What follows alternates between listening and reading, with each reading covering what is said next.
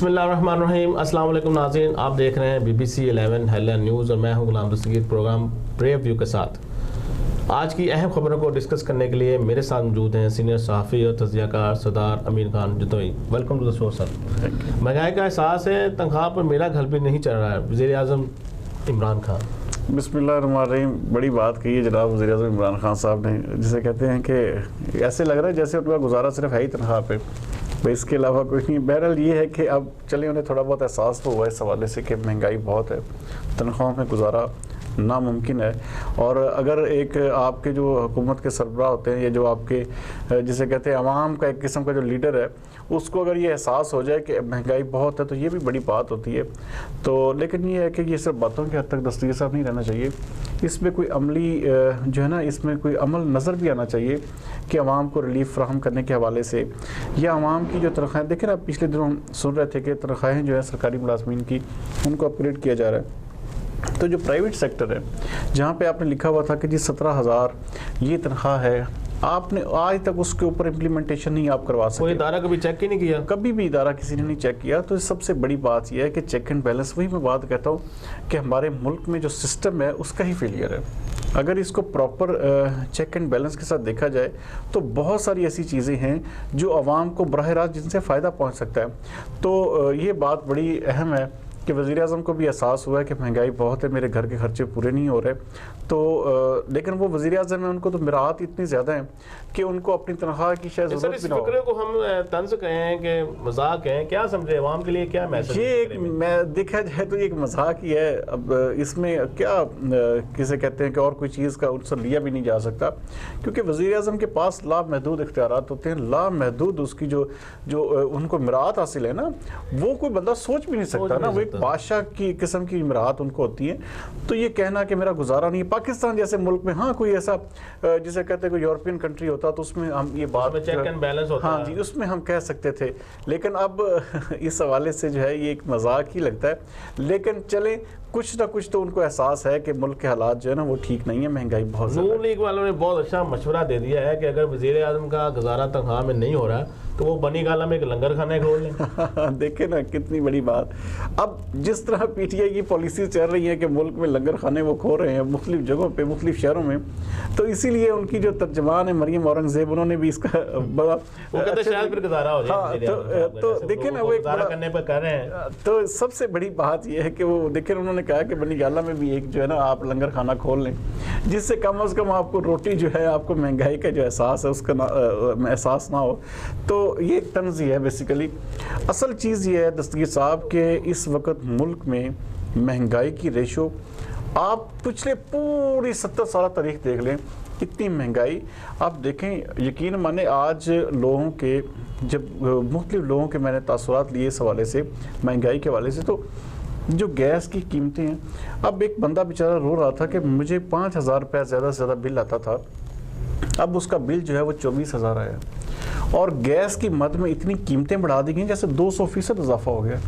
बहरहाल बहुत अलार्मिंग सूरत हाल है। और जिस तरह के वो कह रहे हैं कि मैं इंशाल्लाह एक सर्वे के मुताबिक पाकिस्तान में पिछले एक साल में 83% कीमतें फलों और सब्जियों की बढ़ गई हैं। जी, अब देखें ना, ये मेन चीज़ है सब्जी। आप जब एक घर में सब्जी ही नहीं पहुंच सकती, जो सब्जी ही नहीं पक सकती, तो आप उस घर का अंदाजा करें कि वो किस तरह गुजारा करेगा, वो गोश्त कैसे खाएगा, कैसे गोश्त तो बहुत दूर की बात है जी, सब्जी लेना ही मुहाल हो चुका है। आप यहाँ पे जिसे कहते हैं कि मुल्क में इस वक्त जो है ना एमरजेंसी नाफिज करनी चाहिए इस हवाले से, कम से कम जो खाने पीने की अशिया है इनके ऊपर जो है सब्सिडी दे हुकूमत, और आवाम को जो है इस हवाले से रिलीफ फ्राहम करे। जिस तरह ये शुरू होगा जारी है, अगर इसी तरह ये जारी रहा तो ये इमरान खान साहब के लिए बहुत सारी मुश्किलात का बायस बनेगा। शाह खकान अब्बासी ने भी कौम को बड़ा तंज कर दिया है कि नए पाकिस्तान के लिए वोट दिया था, अब भुगतो। जी, देखें ना, बात वही आ जाती है ना, अवाम हमारी असल देखें, हमने हुक्मरान चुना इमरान खान साहब को उनकी बातों की वजह से, लेकिन सबसे बड़ी चीज़ जो उनके हर चीज़ के आगे सामने खड़ी हो जाती है वो है उनका ही यू टर्न। जो उन्होंने बातें की उसके बिल्कुल उल्ट हो रहा है। उन्होंने कहा मैं IMF नहीं जाऊँगा, वो गए। उन्होंने कहा जी मैं कर्जा नहीं लूँगा, उन्होंने कर्जा उठा लिया। उन्होंने कहा मैं कीमतें नहीं बढ़ाऊंगा, उन्होंने कीमतें बढ़ाई। उन्होंने कहा जी कि ये आटा, दालें, चीनी, ये जब इस पे टैक्स लग जाए तो आप समझो कि लीडर चोर है। अब कहाँ गई? ये सब कुछ जो है आपके सामने जी सब कुछ हो रहा है। और इमरान खान साहब के जो बयानात हैं, जो उन्होंने तकरीरें की, जो उन्होंने बुलंदोबांग दावे किए, उनके आगे वही उनके ऑब्स्टिकल्स, वही रुकावटें आ रही हैं, वही उनके आगे यू टर्न्स आ रहे हैं, क्योंकि हर बात जो उन्होंने कही थी उनकी झूठी साबित हो रही है। इसीलिए अवाम को शाहिद खकान अब्बासी जैसा कि डिसेंट लीडर भी वो भी तंज करने पे मजबूर हो गया है कि अब अवाम खुद भुगतें। उन्होंने नए पाकिस्तान को वोट दिया था तो अब इसके मजे भी लें। तो बहरहाल अवाम ने तो एक होप देखा था कि चले शायद कोई देखें जी, हम सोचते तो यही है हमारी तरफ। देखें पता क्या, अवाम बेचारी भी यही सोचती है कि किसी तरह से कोई अच्छा आदमी आ जाए, लेकिन क्या है कि ढाक के वही 3 पात 70 साल से ये खेल जारी है। और ये आगे कब ख़त्म होगा, कब इसका जो है सिलसिला कार जो है कहाँ जाके रुकेगा।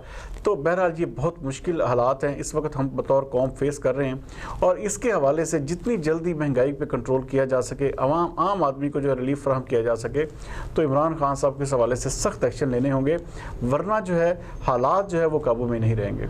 सरदार साहब, एक बहुत अहम और ख़तरनाक रिपोर्ट, सर्वे रिपोर्ट हमारे पास आई है कि दुनिया में दौलत की अदम तकसीम इतनी खौफनाक तक बढ़ गई है कि 2153 ऐसे अफराद हैं जो कि 4.5 अरब आबादी के बराबर उनके पास दौलत है। जी देखें, ये स्विट्ज़रलैंड में ना ये एक इंटरनेशनल इदारा है जिसने ये सर्वे किया है, और उसके मुताबिक 2153, बिल्कुल आपने सही फिगर कोट किया है, और 4 अरब 60 करोड़ आबादी की जितनी दौलत है, 4 अरब 60 करोड़ आबादी की जितनी दौलत है उतनी उन 2153 लोगों की है।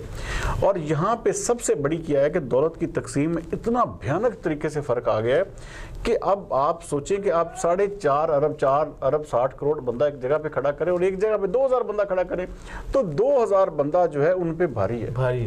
4.5 जी, देखिए कितना बड़ा फ़र्क है। उसमें कोई कैसी बात है, उसमें कोई भी शायद इक्का दुक्का 2-4 औरतें शामिल हैं, वरना इतना फ़र्क आ चुका है। इससे अब देखिए औरतों को जो है कम से कम देखिए ना उठाना चाहिए, औरतों को भी कम से कम उसी रेशियो से बढ़ना चाहिए था। तो यहाँ पे सबसे बड़ा प्रॉब्लम ये है कि मर्द जो है वो डोमिनेट कर रहा है, और दौलत की तकसीम जो है वो भी मर्द की। अब देखें उनकी दौलत बढ़ती जा रही है, अवाम जो है गरीब से गरीब तर होती है। मुल्क, कई मुल्क ऐसे हैं जिनमें कहत की सूरत हाल है, बिल्कुल ऐसे ही है। और साहब रोटी नहीं है, पीने को पानी नहीं है। अब उनमें से देखें 6 लोग ऐसे हैं जिनकी दौलत पूरे अफ्रीकी ममालिक से ज़्यादा है। 6 लोग सिर्फ। तो ये फिक्र है जी, देखें ना, ये दौलत की तकसीम होनी चाहिए। ये देखिए यहाँ पे जी बिल्कुल। और देखें आवाम को जो है ना, इतने लोग जो इतने अमीर तबका रहता है इस दुनिया में, उनको चाहिए कि अपनी दौलत जो है कम से कम गुर्बत तक फैलाए। वो लोग जो खते गुर्बत से ज़िंदगी नीचे गुजार रहे हैं, जरा बैलेंस कर देना जी, कम से कम किसी हवाले से कोई रिलीफ हो। लेकिन यहाँ पे क्या है कि किसी के पास जो कुछ आता है वो समझता है कि बस ये मेरा है, और उसके ऊपर जो है सबसे बड़ा वो किसे कहते हैं, खौफ खुदा भी ख़त्म हो चुका है। इसीलिए ज़कात का निज़ाम वज़ा किया गया था कि आप अपने माल की ज़कात निकालें, ताकि जो गरीब और आम लोग हैं, जो बिल्कुल महंगाई की चक्की में जैसे लोग अब पिस रहे हैं, इस तरह के लोगों की मदद हो सके। और उनके जो किचन के अखराजात हैं, ये देखिए ना, सबसे बड़ी बात ये कि मुल्कों में जो आप तरक्की याफ्ता मुल्क हैं, उनमें आप देखेंगे बच्चों के जो अखराजात होते हैं ना, वो कौन पे करता है? वो हुकूमत पे करती है। और यहाँ पे क्या हो जाता है कि हम पाकिस्तान जैसे मुल्क में अपने बच्चों के अखराजात भी हम खुद पूरे कर रहे होते हैं, और अपने अखराजात भी खुद, वो अपने जो आपके बूढ़े वालिदैन, आप उनके भी आप कफील है।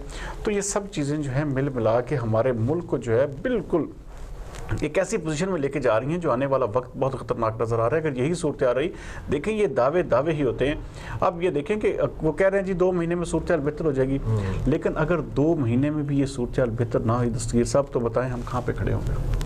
तो ये बहुत बड़ा सवाल है। और ये इस तरह की दौलत की जो तकसीम है, अगर इसी तरह जारी रही, गरीब गरीब तर और अमीर अमीर तर होता गया, तो इस खाना जंगी के अलावा या मुल्कों में आपस में जो है ना जंगो जदल के अलावा कोई रास्ता बाकी नहीं बचेगा।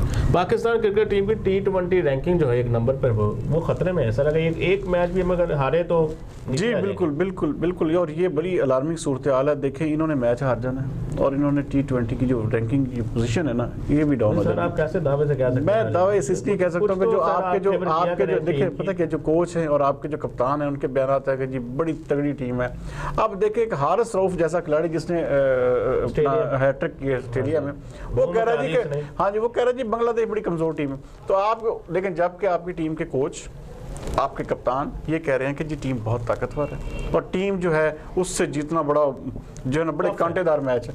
तो अब जब आप ये बातें कर रहे हैं तो आप लाजमी बात है एक मैच जरूर हारेंगे। साइकोलॉजिकली आप जब अपने आप को टफनेस कर लेंगे तो फिर तो इस हवाले से नहीं होगा। अगर एक भी मैच ही हार गए ना दस्तगीर साहब, इनकी जो आज तक जो नंबर 1 रैंकिंग बरकरार सारी वो मेहनत जो है वो पानी फिर जाएगा। जी बिल्कुल, और ये बहुत बड़ी जिसे कहते हैं सुबकी भी होगी और इसका ये वाज़ेह इशारा होगा कि सरफराज अहमद को दोबारा कप्तान लाया जाए। जी नाज़रीन, ये था आज का प्रोग्राम जो हमने डिस्कस की अहम खबरें।